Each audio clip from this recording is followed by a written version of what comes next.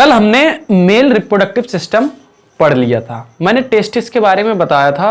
मैंने कहा था टेस्टिस के अंदर हमारे 250 कंपार्टमेंट होते हैं, टेस्टिकुलर लोब्यूल, और उसके अंदर सेमनीफेरस ट्यूब्यूल होती हैं जिसके अंदर स्पर्म बनता है, और वो स्पर्म कहां से कहां गुजरता है वो मैंने आपको सारा एक्सप्लेन कर दिया।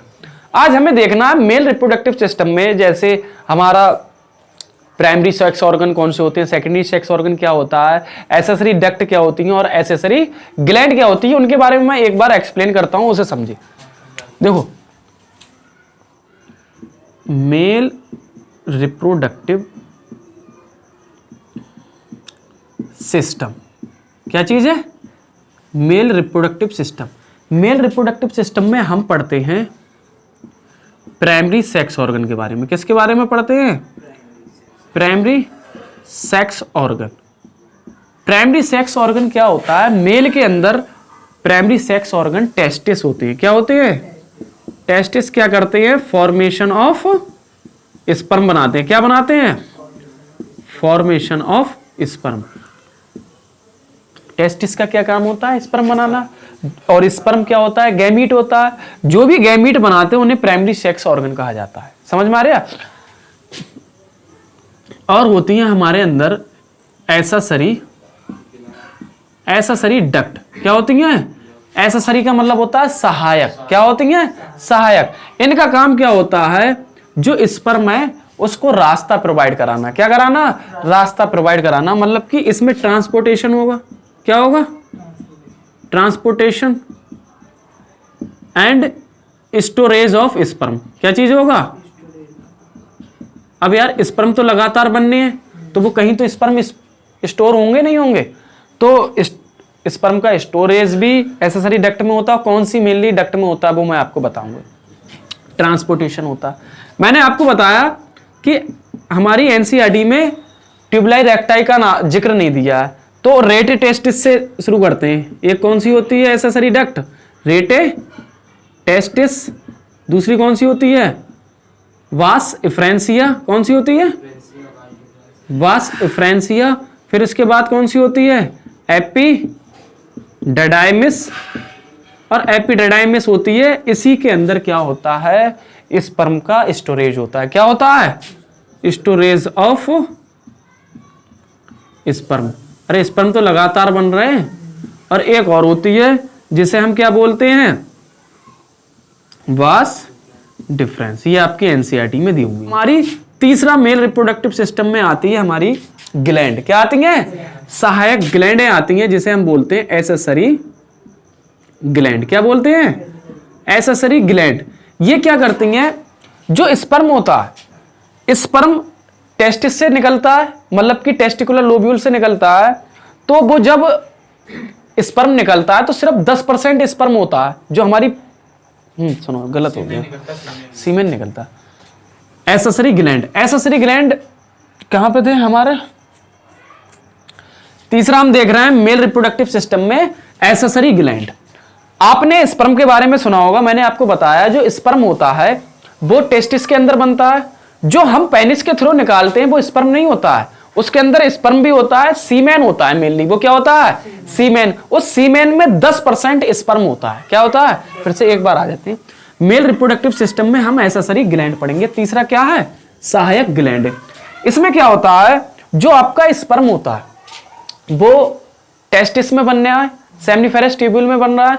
जो आप अपने पेनिस के थ्रू निकालते हो वो सीमेन होता है। क्या होता है? सीमेन। और उस सीमेन में सिर्फ 10% स्पर्म होता है। कितना होता है? 10%। बाकी जो 90% होता है वो ग्लैंड का सिक्रीशन होता है। क्या होता है? जो ग्लैंड होती है उनका सिक्रीशन होता है। तो सीमेन बनाने का काम किसका होता है? एसेसरी ग्लैंड का। यहां से तो स्पर्म आ रहा है घूमते घामते, और एसेसरी ग्लैंड से जब उनका सिक्रीशन आ जाता है तो वो सीमेन बन जाता है। समझ में आ रहा है? तो यहां पर formation of semen, formation of semen. Accessory gland का क्या काम होता है? सीमेन को बनाना। समझ में आ रहा है? अब इसमें क्या होता है? 3 ग्लैंड होती हैं।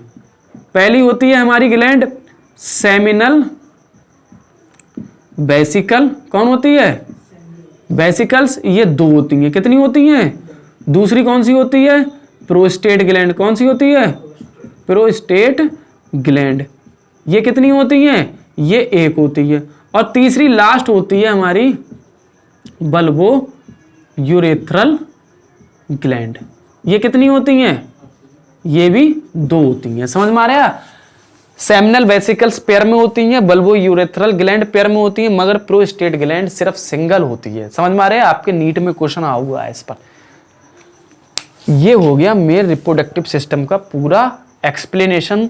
मैंने पूरा यहां तक मेल रिप्रोडक्टिव सिस्टम पढ़ा दिया। हम देखते हैं पेनिस का स्ट्रक्चर, समझते हैं कि क्या क्या चीजें होती हैं। और आपने सुना होगा पेनिस के अंदर इरेक्टाइल टिश्यू होता है, जिससे पेनिस इरेक्ट करने में मदद होता है, इरेक्टाइल टिश्यू होता है। तो मैं पेनिस का स्ट्रक्चर बना के दिखाता हूं आपको। स्ट्रक्चर ऑफ पेनिस, यार देखो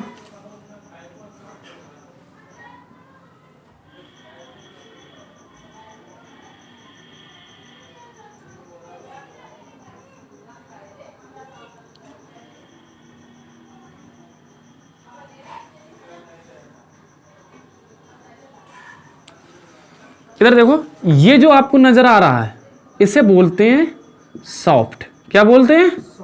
सॉफ्ट। और ये जो तुम्हें नजर आता है इसे बोलते हैं ग्लांस पेनिस। क्या बोलते हैं? Glans penis. और आपने देखा होगा इसके ऊपर कवरिंग होती है, कवरिंग होती है, यहां पर कवरिंग होती है, होती नहीं होती है?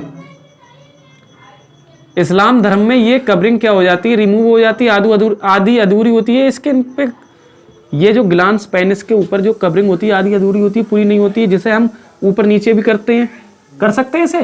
तो ये काट दी जाती है, रिमूव कर दी जाती है। ये स्किन को बोला जाता है फोर स्किन। क्या बोला जाता है? Four skin. इसे सॉफ्ट बोलते हैं, इसे फोर स्किन बोलते हैं। और ये जो आपको नजर आ रहा है इसे बोलते हैं ग्लांस पेनिस। और ग्लांस पेनिस पे जो कवरिंग होती है उसे क्या बोलते हैं? Four skin.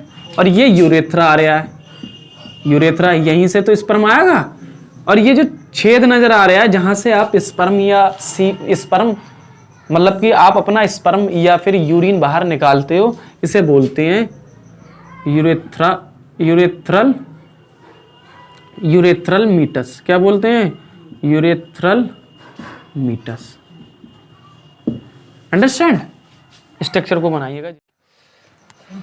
इधर देखो, ये पेनिस है, अभी मैंने आपको दिखाया था। अब इस पेनिस को क्या करें आप, इसे क्या करें, ट्रांसवर्सली काट दें। क्या करें? ट्रांसवर्सली काट दें इसे। मैंने क्या करा, इसे काटा और इसको ऐसे दिखा रहा हूं, इसे काटा ऐसे दिखा रहे हैं, सही। तो इसका कुछ, इसके अंदर इरेक्टाइल टिश्यू के 3 बंडल होते हैं। कितने बंडल होते हैं? 3 बंडल होते हैं। 2 एक साइड में होते हैं और 1 बंडल एक साइड में होते हैं। ये इरेक्टाइल टिश्यू के बंडल होते हैं।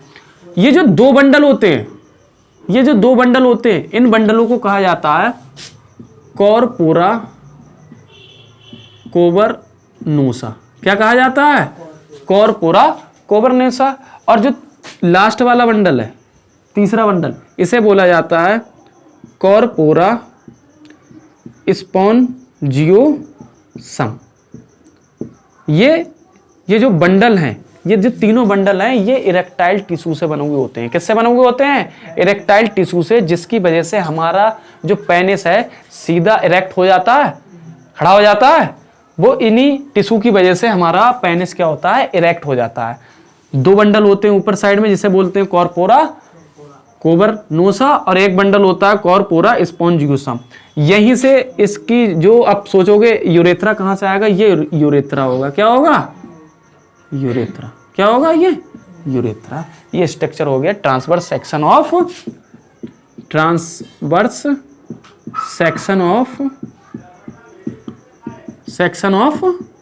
पेनिस। Can you understand? समझ में आ रहा है? इसे आप नोट करिएगा।